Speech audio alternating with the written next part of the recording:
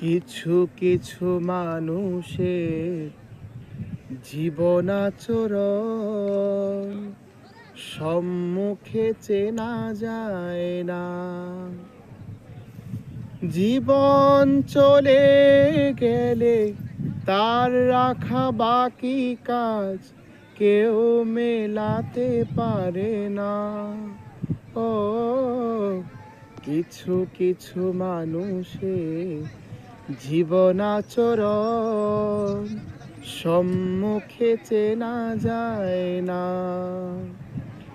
জীবন চলে গেলে তার রাখা বাকি কাজ কেউ মেলাতে পারে না।